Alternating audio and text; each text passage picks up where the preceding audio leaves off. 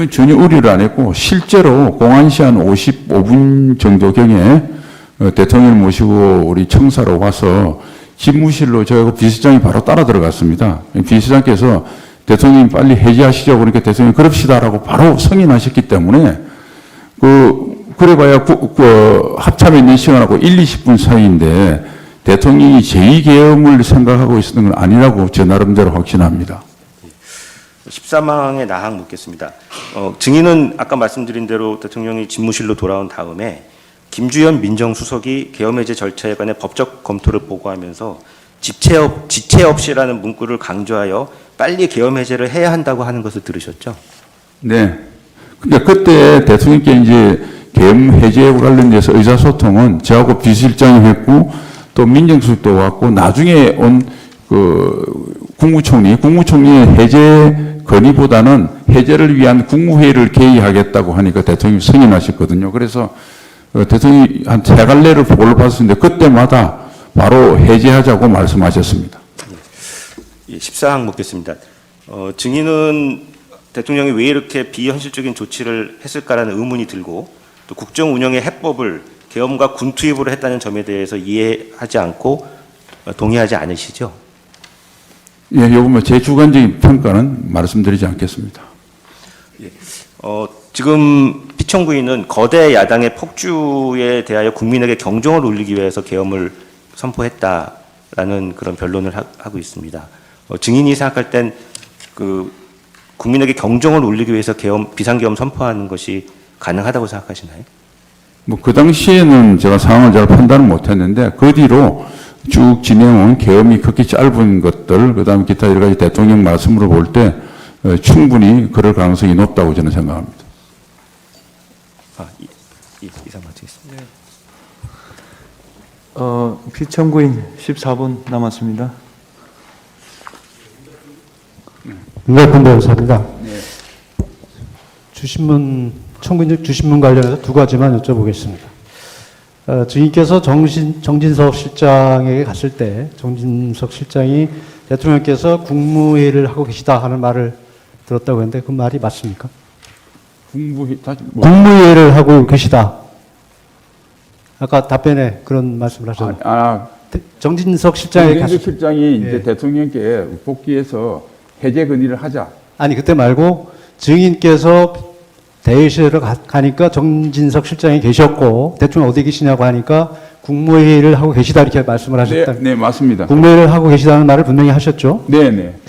그리고 아까 청구인 측에서 계엄법령을 보고 계시면서라는 표현을 썼습니다. 근데 증인께서는 의안 이런 표현을 쓴 걸로 봐서 국회법령을 보고 계신 것으로 알았다 이렇게 답변하셨는데 맞죠?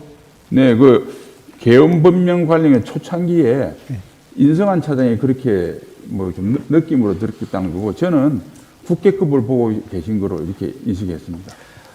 그 당시 본회의장 상황이 중계된 것을 보면 의원들은 빨리 이제 해제 의결을 하자고 요구를 하고 있고 의원식 의장은 법적 절차를 지켜야 된다고 하는 그런 약간의 소란스러운 상황이 있었습니다. 그래서 대통령께서는 그 장면을 보시고 이 법적 의안 처리가 어떻게 되는지를 좀 확인하기 위해서 법령을 보셨다고 합니다. 그 내용은 잘 모르시죠? 저는 하여튼 들어가니까 대통령께서 이렇게 책을 보고 계셨는데 의안과 의안 이런 말씀 혼자 말씀하셨습니다. 그러다 저희가 눈이 맞으셔서 오셨어요 그랬거든요. 그래서 저는 의안과 의안 이런 말씀을 봐서 대통령께서 국회 관련 법령으로 보고 계시구나 생각을 했습니다. 예. 그래서 그 당시 국회법을 보시고 의안 처리에 대해서 좀 보시다가 김주현 민정수석에게 이 의안 처리 절차가 어떻게 되는지 법적으로 그걸 확인해 보라고 했고 민정수석이 그것을 확인해서 바로 보고를 했을 때 절차에 약간 문제가 있을 수 있지만 어차피 해제를 하기로 했으니 해제합시다 해서 바로 해제 결정을 하신 것은 혹시 들으셨습니까? 네, 그때 같이 있었던 걸로 기억합니다. 그러니까 정식 국회에 계엄한다는 걸 통보도 안 했고 국회도 그게 좀 애매해서 우원식 국회의장께서 좀 시간을 지체한 걸로 알고 있습니다. 그리고 그에 대해서 민정수석이 그런 거는 있지만은 지체 없이라는 구절이 있기 때문에 국회에서 의결했기 때문에 그런 거 따지지 말고 빨리 하자 이게 건의를 했고 대통령님은 승인하셨습니다. 그걸 분명히 들으신 거죠? 네. 예, 이사님. 이어서 하겠습니다. 증인 그 주신문에서 2024년 3월 말경 삼청동 안가에서 대통령께서 비상한 조치를 해야 되지 않겠냐라는 취지의 말씀을 하셨다고 했는데 대통령의 이런 발언은 식사 도중에 그냥 지나가듯이 툭 던진 말씀인 거죠, 그죠? 네, 그렇습니다. 예, 그리고 뭐 그 발언 대통령께서 그 발언 이후에 구체적인 내용이나 계획에 대해서 언급한 적은 전혀 없죠. 그렇습니다. 그거에 대해서 뭐 저희들 소회를 이야기하니까 바로 다른 주제로 말씀하셨습니다. 예. 이항을 물어보겠습니다. 다음 보겠습니다. 증인 그 2024년 3월 삼청동 그 만찬 이후에 계엄 선포 시 사이에 대통령으로부터 무슨 비상계엄이라든지 군의 조치라든지 이런 것에 관해서 들어보신 적이 있으십니까? 없죠? 전혀 없습니다. 예. 국방부 장관 교체 문제에 대해서 아까 주신문 과정에서 잘 말씀을 하셨는데 한 번 더 확인해 보겠습니다. 증인은 그 2024년 8월 13일 안보실장으로 임명된 후에 짧은 기간 동안 국방부 장관 겸임을 했고 2024년 9월 6일 날 김용현 신임 국방부 장관이 취임해서 이제 국방부 장관 업무를 임기한 이후에는 안보실장의 업무에 전념했으므로 국방부 장성들의 인사, 특히 뭐 진급 인사도 아니고 보직 변경 인사 이런 거에 대해서는 증인은 관심도 없었고 그럴 시간적인 여유도 없었죠. 그렇습니다. 예. 그리고 그 증인께서 국방부 장관에서 안보실장으로 교체 임명된 것은 그 경위가 아까 주신문 과정에서도 말씀하셨지만 대통령께서 외국을 가보니 한국의 방산 무기에 대해서 굉장히 관심이 많고 또 우리나라는 에너지 확보하는 것이 굉장히 중요하니까 대통령을 대신해서 외국 방문을 할 특보가 필요하다. 그래서 영어를 잘하는 국가안보실장 장호진을 외교특보로 임명하면서 이렇게 자연스럽게 이루어진 것이죠. 네, 뭐 방산뿐만 아니라 원전 그리고 HBM 같은 고사양 반도체 같은 국가 전략 산업에 대해서 그것들을 미국은 또 안보라고 보고 있기 때문에 그것을 집중 다루기 위한 그 리베로가 필요하다는 게 대통령님 생각으로 알고 있습니다. 근데 주신문 과정에서 마치 이러한 인사를 대통령께서 비상계엄을 선포하기 위한 포석인 것처럼 이렇게 보도하는 것은 사실관계도 전혀 맞지도 않고 또 나라와 국민을 위해서 인사를 단행했던 대통령의 진위를 왜곡한 것이라고 생각하십니까? 저는 뭐 대통령 그게 그 진위가 왜곡됐다고 생각합니다. 12월 3일 국무회의와 관련해서 물어보겠습니다. 증인은 그날 2024년 12월 3일 대통령께서 비상계엄을 선포하는 것을 전혀 모르고 있었죠. 그렇습니다. 예. 증인은 그 계엄 선포 당일인 12월 3일 오전 8시경 출근해서 저녁 한 8시경 퇴근할 때까지 평상시와 전혀 다름없이 일상적으로 업무를 봤죠. 그렇습니다. 예, 그 조서에 하면은 위기관리센터장 김상호로부터 북한 동향을 보고받고 안보실 자체의 주간 회의를 주재하고 대통령 주간의 차담회에 참석하시고 그 다음에 키르기스탄 대통령 정상회담 및 오천에 배석하고 안보실 업무 다 결제 마치고 그 다음날 개최 예정이었던 평통 잠회의에서 예정되어 있던 대통령 연설문 윤동을 마치고 구내 식당에서 식사 마치고 그리고 귀가하셨다 이렇게 되어 있는데 맞습니까? 네, 8시경에 20시경에 퇴근했습니다. 만약에 증인께서 비상계엄을 선포하는 걸 알았다면 이렇게 평온한 일정을 할 리는 없는 거죠. 그렇습니다. 제가 퇴근하던 시간에 일부 국무위원들의 소집이 있었으니까 제가 알았다면 퇴근하지 않았을 겁니다. 예. 그리고 대통령이 이번에 선포한 비상계엄이 과거 정부 하에 대규모 병력을 동원하는 비상계엄과 같은 것이라면 대규모 병력 동원이 계획이 되어야 되고 그러다 보면 안보실장인 증인도 알 수 있었을 텐데 지금 대통령이 말씀하듯이 국회의 폭주로 인한 국정 혼란을 국민들에게 호소하고자 하는 경고성 계엄이고 소규모 병력을 동원했을 뿐만 아니라 비무장 병력이었기 때문에 비무장으로 출동하라고 했기 때문에 그런 소규모 경고성 계엄이었기 때문에 증인은 비상계엄이 선포되는 그 시점까지도 모르고 있었던 것이죠. 네, 하여튼 저는 몰랐습니다. 네. 시당 묻겠습니다.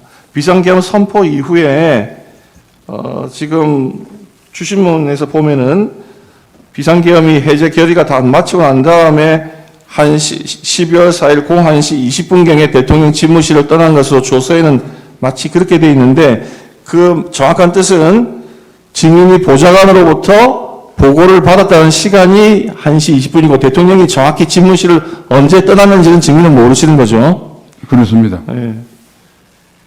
그리고 그 조서에 보니까 아까 그 계엄법령 관련해 가지고 표현을 그대로 조서에 보면 이렇게 돼 있습니다. 제가 알기로는 대통령이 도착해서 국방부에 이야기해서 국방부 법령관리관이 가지고 온 개헌법을 좀 보시더니 박안수 총장과 김용현 장관만 여기 두고 나머지 사람들을 나가라고 했었다고 했습니다. 그래서 그렇게 표현이 되어 있습니다. 증인이 직접 목격한 게 아니고 들은 이야기를 이렇게 진술하신 거네요. 그렇죠? 네, 2차장으로부터 보고받은 내용입니다. 예. 아까 증인께서 말씀하신 대로 대통령께서 의안이라고 말씀하시는 거는 의안이라는 표현을 들은 것 같으니까 그게 개헌법은 아니고 국회법이라고 생각하신다 그러죠? 그건 제가 들어갈 때 들었던 이야기고요. 예. 그거 묻겠습니다.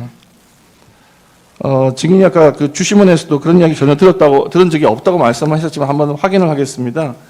그 12월 4일 날 01시 20분경에 김용현 장관, 박안수 총장, 인성환 2차장, 최병호 국방비서관 등과 회의를 할 때 김용현 장관이 국회에 500명 정도 투입됐다고 하자 대통령께서 국회 투입병 수가 부족했다. 1000명은 보냈어야지. 그런 이야기는 전혀 증인은 들은 바 없으시죠? 예, 그게 사실은 신문에 나서 네. 제가 두 사람을 불러서 물어봤습니다. 이때까지 그런 보고를 나한테 한 적이 없던데 들은 적이 있느냐 하니까 들은 적이 없다고 했습니다.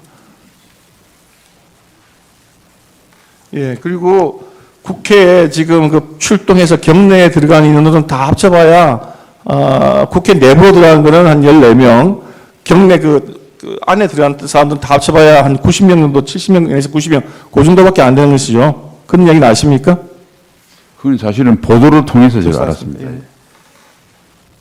그리고 대통령께서 2024년 12월 4일 날 01시 50분경에 집무실로 복귀한 후에 계엄 절차를 논의한 것에 관해서는 아까 증인께서 말씀하신 대로 민정수석에게 그 확인을 해보라고 했더니 민정수석이 사소한 절차 위반은 있지만 그냥 그런 건 다 언급하지 말고 계엄을 빨리 해제하는 게 좋겠습니다 해서 계엄 해제 절차가 진행했다는 그거는 맞는 거죠?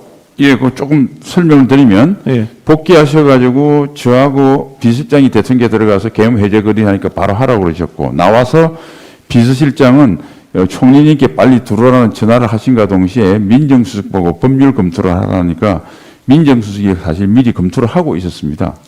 그래서 다시 대통령께 들어가서 말씀드리니까 빨리 지체 없이 빨리 하자 이렇게 하셨고 나오니까 다시 그때쯤에서 총리님이 오셔서 또 들어가서 총리님께서 그 해제를 결심하셨으니까 국무회의를 개최하겠습니다. 그러니까 그렇게 하세요. 이렇게 된 상황이 일련의 과정이 있었던 걸로 제가 기억하고 있습니다. 12월 4일 날 01시 50분경 대통령께서 집무실로 복귀하였을 때 그때 국무위원들은 거기 그대로 있었습니까? 아니면 귀가하거나 또는 돌아갔습니까? 다 돌아갔습니다.